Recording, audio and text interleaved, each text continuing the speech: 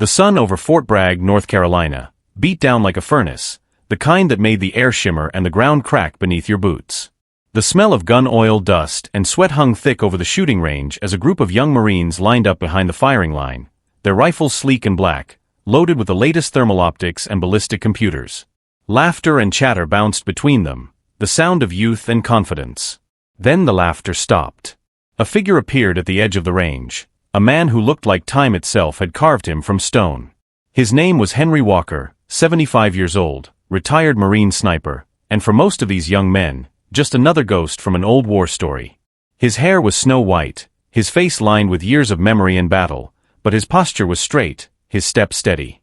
In his hands he carried something out of place among all the modern steel, a wood-stocked M14 rifle, polished and worn, the kind of weapon that belonged in a museum more than a battlefield. The recruits exchanged glances, smirking. Gunnery Sergeant Cole Evans, the range instructor, was the first to speak. He was tall, broad-shouldered, and had the look of a man who believed technology made him invincible. "Well, look what we got here," he said, his voice sharp, mocking. "What's that, old-timer? A family heirloom? Or are you here to donate that thing to the museum?" Some of the younger Marines laughed. Henry didn't. He simply set the rifle down on the mat beside him, running a hand along the stock like greeting an old friend. "Still shoot straight," he said quietly. Evans let out a short, dismissive laugh. "Sure it does. Maybe at soda cans or fence posts. Out here, we shoot at 1,500 meters, real distance, real precision. We use tech that tells us wind speed, humidity, even Earth's rotation." He tapped the scope on his rifle for effect. "That relic won't even scratch the target from that far." Henry looked at the younger man for a long moment. There was no anger in his eyes, just a calm weight that seemed to silence the wind itself.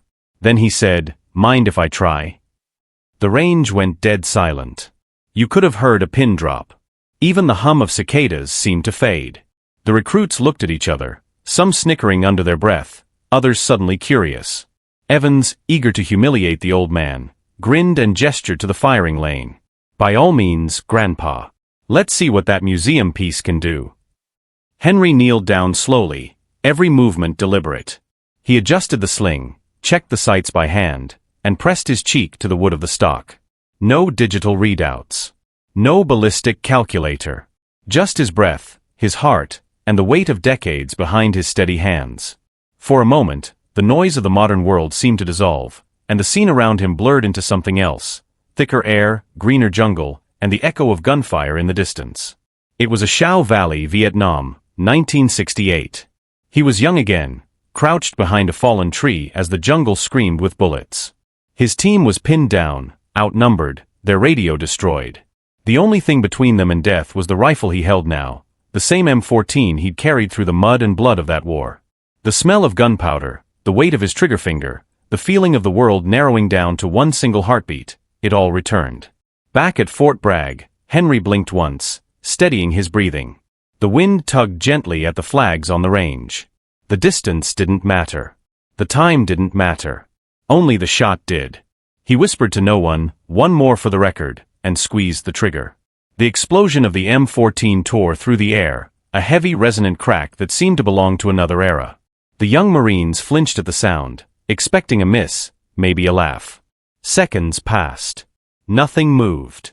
Then the monitor beside Sergeant Evans flashed red. Direct hit. The round had pierced the head of the target at 1,500 meters, a perfect shot. Nobody spoke. The laughter had evaporated, replaced by stunned silence. Even Evans, his jaw clenched, couldn't find the words. Henry calmly stood, dusted off his hands, and picked up the rifle, his expression unreadable. He looked down the range, toward the distant hills shimmering in the heat. His voice, calm and level, broke the silence. "Still works just fine." And as the echo of that single shot faded into the North Carolina air, something unseen shifted across the field, a quiet sense that history had just walked through the dust and reminded everyone that legends don't fade. They wait. The echo of the shot still lingered in the dry air, like a ghost refusing to leave. Every Marine on that range stood frozen, their eyes shifting between the distant target and the old man who had just humbled them all. Even the wind seemed hesitant to move. Henry Walker didn't bask in the silence. He just exhaled softly, lowering his rifle with a kind of reverence. The weight of the M14 rested comfortably in his hands, as though the decades apart had never happened. His eyes stayed fixed on the horizon, where the target shimmered faintly through the mirage. Gunnery Sergeant Cole Evans finally spoke, his voice quieter than before, but still laced with disbelief. "No way. That has to be a fluke." Henry glanced at him. "Flukes don't land dead center at 1,500 meters, he said calmly. A few of the younger Marines chuckled under their breath, but it wasn't laughter anymore. It was nervous, uneasy admiration. One of them muttered, "Sir, that was impossible."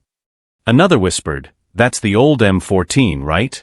No scope upgrades." Evans straightened his shoulders, his pride kicking back to life. "All right, let's not get carried away," he barked. "Anyone can get lucky once.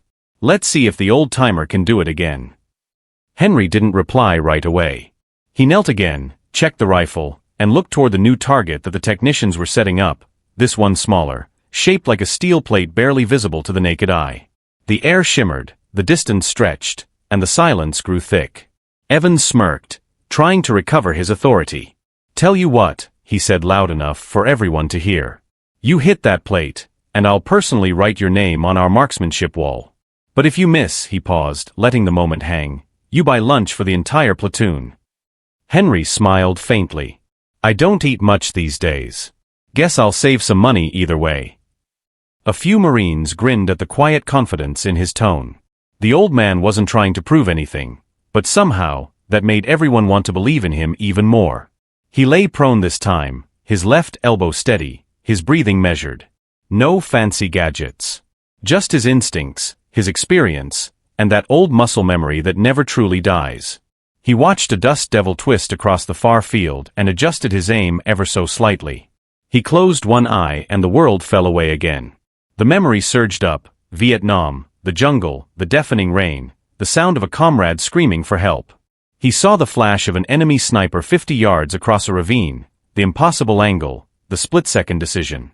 He remembered taking that shot, the bullet slicing through the rain, silencing the jungle for one heartbeat. He had been 23 then.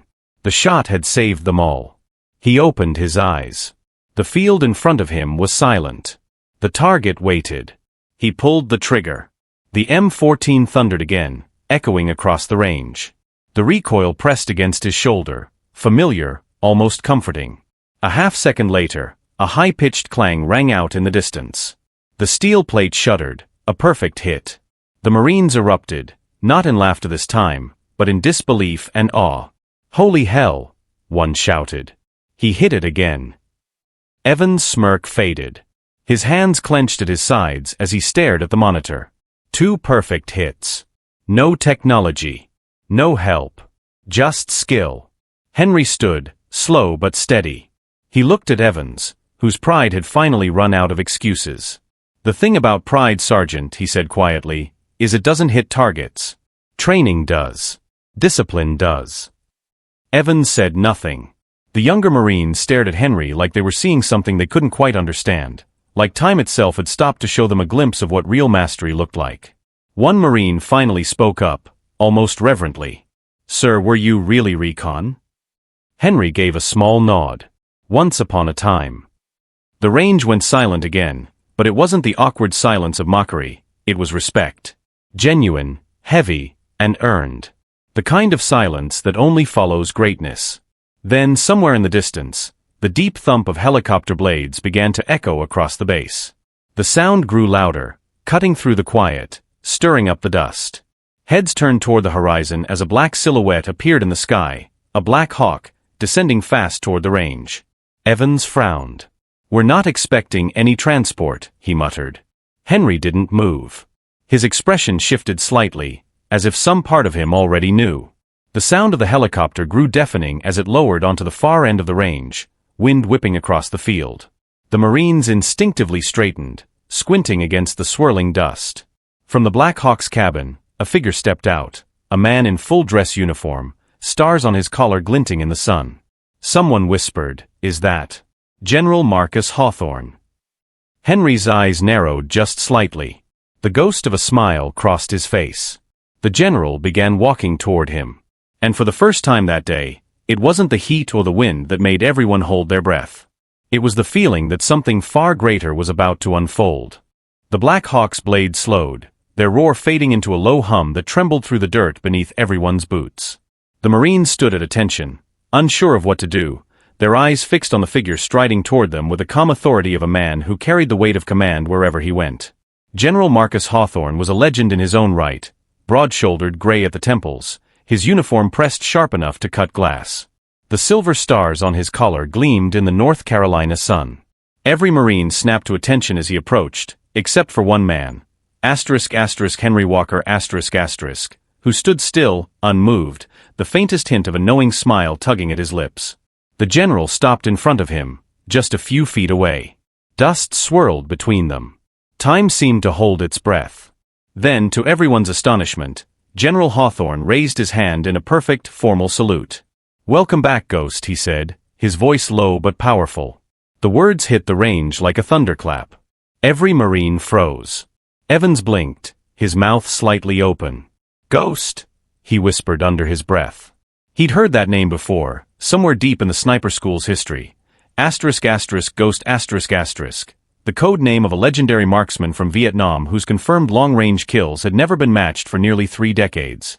Henry Walker returned the salute, crisp and dignified. "It's been a long time, Marcus," he said quietly.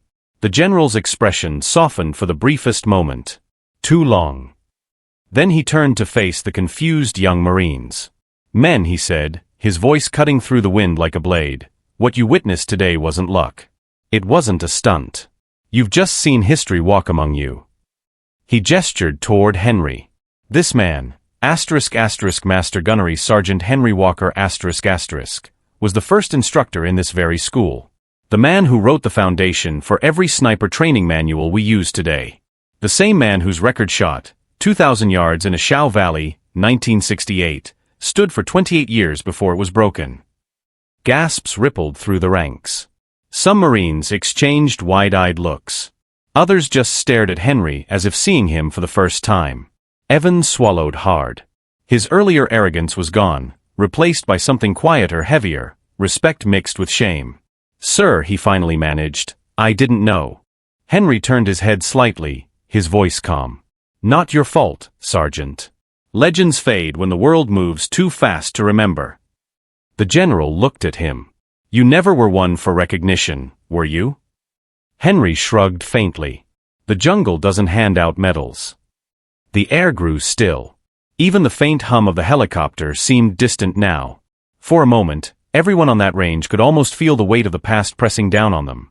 The sound of rain pounding jungle leaves, the screams, the static-filled radios, the smell of mud and cordite. General Hawthorne stepped closer. "You saved my brother's squad that day," he said, his tone quieter. "He told me you were the calmest man he'd ever seen under fire. That you never missed. That when the valley turned into hell, you were the reason they made it out alive." Henry's eyes drifted, unfocused, as though seeing something far away. "I remember the valley," he said. "I remember the silence after the shooting stopped. It wasn't victory. Just survival." Evans shifted uneasily, realizing that this wasn't just a war story. It was a piece of living memory, raw and real, standing in front of them. The general turned toward the recruits. "You train with drones, sensors, and satellites," he said sternly, "but none of that replaces what this man carried in his heart. Patience, precision, discipline, and respect for the weapon, for the mission, and for the men beside you."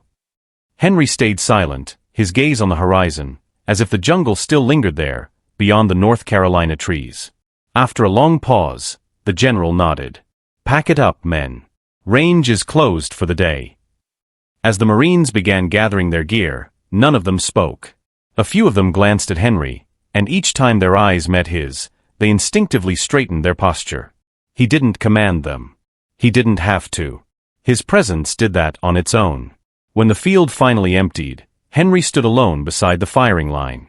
The wind tugged at his jacket. The distant sun dipped lower in the sky, casting long shadows across the ground. The general approached once more, his voice gentler now. "You didn't come here by accident, did you?" Henry smiled faintly, looking down at the M14 in his hands. Old ghosts like to see how the world's changed. The general studied him for a long moment, then said, "Some ghosts aren't meant to fade." Henry chuckled softly, the sound low and tired. "Maybe not. But they still have to rest sometime." The two men stood in silence as the wind swept across the range. And for one fleeting moment, it was as if the ghosts of Ashau Valley themselves stood there too, watching, remembering, and finally, at peace. Evening began to settle over Fort Bragg, the light turning from gold to amber, stretching long shadows across the shooting range.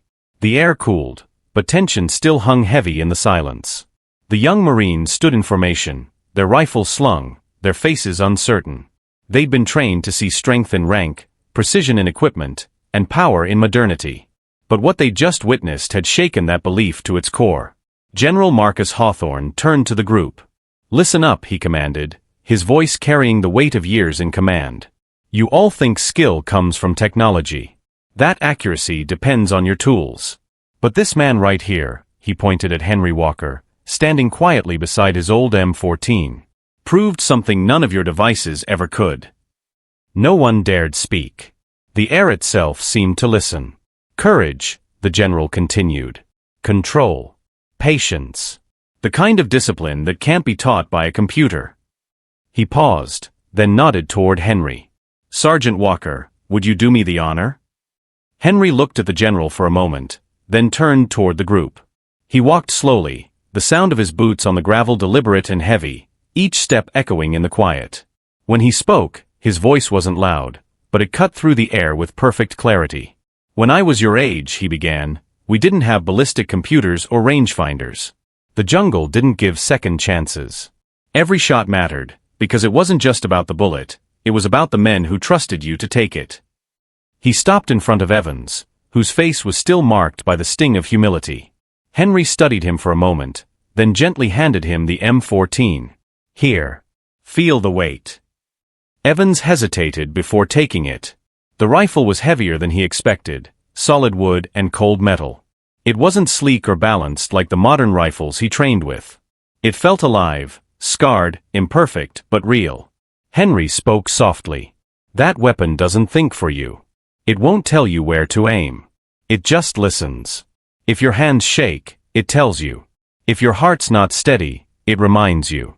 And if your mind isn't clear, it misses." Evans nodded slowly, his earlier arrogance gone. "How did you learn to stay calm under fire?" he asked quietly. Henry's eyes drifted toward the horizon, where the sun burned low behind the pines. "You don't learn it," he said.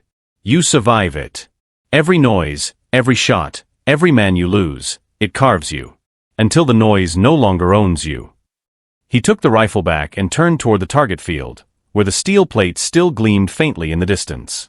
"When I took that shot today," he continued, "I wasn't thinking about wind or numbers. I was listening to the same rhythm I learned 50 years ago, my breath, my heartbeat, and the sound of the world holding still."